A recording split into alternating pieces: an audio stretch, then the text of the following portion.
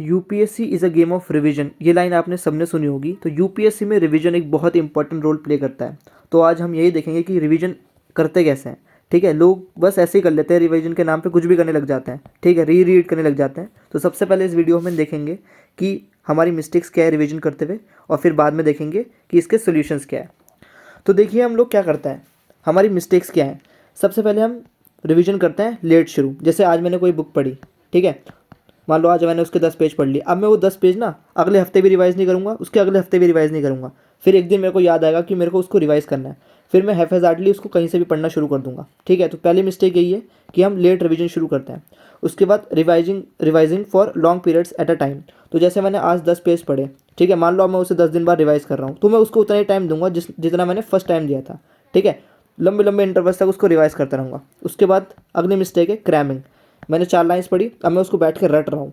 ठीक है, कितने टाइम तक याद रहेगा, ज़्यादा टाइम तो याद रहेगा नहीं वो। ठीक है, तो हम क्रैम करते रहते हैं। उसके बाद है री रीडिंग द नोट्स। मैंने नोट्स अपने बनाए एक बार, उसके बाद line by line word by word उसे पढ़ने लगा। ठीक है, तो एक मिस्टेक ये भी है, री रीडिंग द नोट्स। और उसके बाद यूपीएससी एस्पिरेंट्स की फैसिनेशन, हाईलाइटिंग द नोट्स। ठीक है, 4 तरह के मार्कर्स लेंगे, 4 लाइन को 4 तरीके से रंगेंगे। ठीक है, तो ये भी एक मिस्टेक है। और लास्ट है वॉचिंग यूट्यूब वीडियोज़। वीडियोज़ देखना अच्छी बात है, लेकिन ये नहीं कि एक ही टॉपिक पे आप 4 अलग टीचर से पढ़ें। ठीक है, तो ये सारी मिस्टेक्स है जो हम करते हैं अपने रिवीजन में। अब उसके सॉल्यूशंस देखते हैं। तो सबसे पहला जो सॉल्यूशन है उसका नाम है स्पेसिंग। ठीक है, तो देखिए ये चार्ट देखिए पहले आप, ये रिवीजन का चार्ट है। मान लो आज अभी मैंने पढ़ा है तो मुझे 100% कोई चीज़ याद है, उसके बाद आधे घंटे में मैं 50% चीज़ें भूल जाऊँगा। ठीक है, उसके विद इन 1 आवर में 45% चीज़ें भूल जाऊँगा, और ऐसे ही चलता रहेगा ये कर्व। ठीक है, तो ये ऐसे हम भूलते रहते हैं चीज़ों को। लेकिन अगर हमने स्पेसिंग करा या रिवीजन शुरू किया, तो मान लो मैंने आधे घंटे में फर्स्ट स्लॉट रिवाइज़ करता हूँ, तो मैं दोबारा से 100% पे पहुँच गया। उसके बाद विद इन 1 आवर मैंने दोबारा रिवाइज़ करा सेम चीज़, तो मेरा सेकंड रिवीजन हो गया, सेकंड रिपीटिशन हो गया। अभी भी मुझे 100% चीज़ याद है, क्योंकि मैं भूल नहीं रहा हूँ, जैसे ही भूल रहा हूँ दोबारा याद कर ले रहा हूँ। उसके बाद विद इन 1 डे मैंने याद करा, तो मेरे को फिर दोबारा 100% याद हो गया। फिर विद इन अ वीक याद करा, फिर विद इन 31 डेज़। तो ऐसे करके सबसे पहले मैंने within a hour revise किया, उसके बाद विद इन अ डे, फिर 2 दिन के अंदर रिवाइज़ किया, फिर 7 डेज़ के अंदर रिवाइज़ किया, और फिर with in a month revise किया। अगर मैं ऐसे रिवाइज़ करूँगा ना, तो मेरा जो लर्निंग कर्व है वो ऐसे बिल्कुल भी नहीं जाएगा, वो हमेशा ऐसे ही चलेगा, मेरे को हमेशा याद रहेंगी चीज़ें। तो सबसे पहले टेक्निक क्या है, स्पेसिंग, कि आप जो भी आज पढ़ें उसे विद इन 1 आवर रिवाइज़ करें, फिर विद इन 1 डे रिवाइज़ करें, 7 डे रिवाइज़ करें, और with in a month revise करें। ये आपको बहुत टाइम कंज्यूमिंग लग रहा होगा, लेकिन ये होता नहीं है, क्योंकि जब हम पहली बार पढ़ते हैं तो सबसे ज़्यादा टाइम जाता है, लेकिन नेक्स्ट बार जब हम उसे पढ़ेंगे तो कम टाइम जाएगा। ठीक है, तो पहली टेक्निक है स्पेसिंग। उसके बाद है दूसरी टेक्निक इंटरलिविंग। जैसे हम क्या करते हैं, हमारी गलती क्या है, गलती यह है कि मान लो मैं इकॉनमी पढ़ रहा हूँ आज। ठीक है, अब मैं उसे मान लो 8 घंटे में पढ़ता हूँ, तो मैं 8 के 8 घंटे इकॉनमी को दूंगा, उससे मेरे को बोर्डम आएगा। ठीक है, मैं बोर हो जाऊँगा उसे पढ़ पढ़ के। तो इसका सोल्यूशन है इंटरलिविंग। जैसे मान लो मैंने आज 8 घंटे पढ़ना है, तो मैं उसे 2 स्लॉट में डिवाइड कर लूँगा कि 4 घंटे और 4 घंटे। तो एक में पढ़ूंगा मैं पॉलिटी, दूसरे में पढ़ूंगा इकॉनमी। इससे क्या रहेगा, इससे ये रहेगा कि आपको बोर्डम नहीं आएगा, और टॉपिक्स भी इंटरलिंक्ड होंगे। तो जैसे मैंने पॉलिटी पढ़ा, फिर मैंने इकॉनमी पे स्विच हो गया, फिर दोबारा से पॉलिटी करा, फिर दोबारा से इकॉनमी, ऐसे इंटरलिव करता रहूँगा।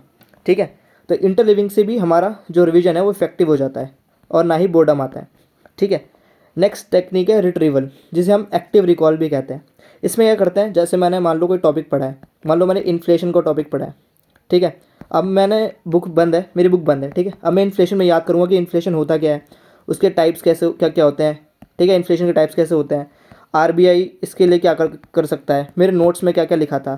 ठीक है, उसके बाद बहुत सारी चीज़ें होंगी जो मैं भूल जाऊँगा। ठीक है, तो बस जो मैं चीज़ें भूल जाऊँगा ना, जो चीज़ें मैं फॉरगेट कर जाऊँगा, मेरे को बस वही रिवाइज़ करनी है, क्योंकि जो मेरे को याद है उसे दोबारा याद करके क्या फ़ायदा। ठीक है, तो ये बहुत इफेक्टिव टेक्निक है एक्टिव रिकॉल की।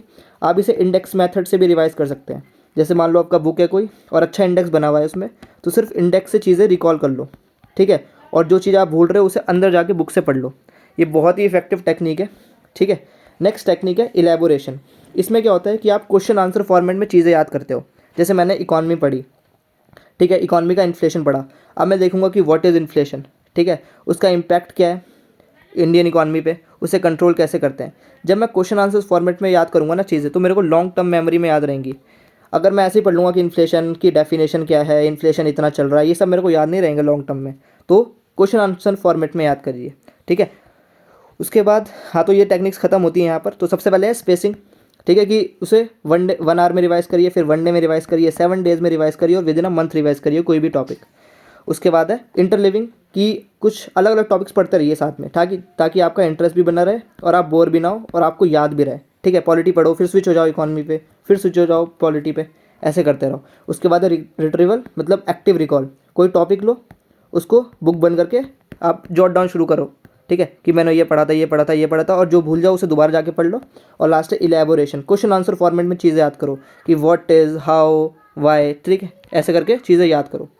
और सबसे इंपॉर्टेंट चीज़ है, जब रिवाइज कर रहे हो तो भैया अपना फ़ोन दूर ही रखो। फ़ोन बहुत बड़ा डिस्ट्रैक्शन होता है।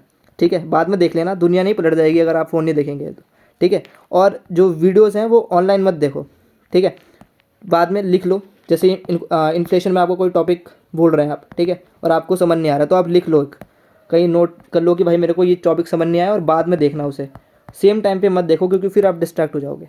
ठीक है, तो ये बहुत ही इफेक्टिव टेक्निक्स है, ये साइंटिफिकली प्रूवन है।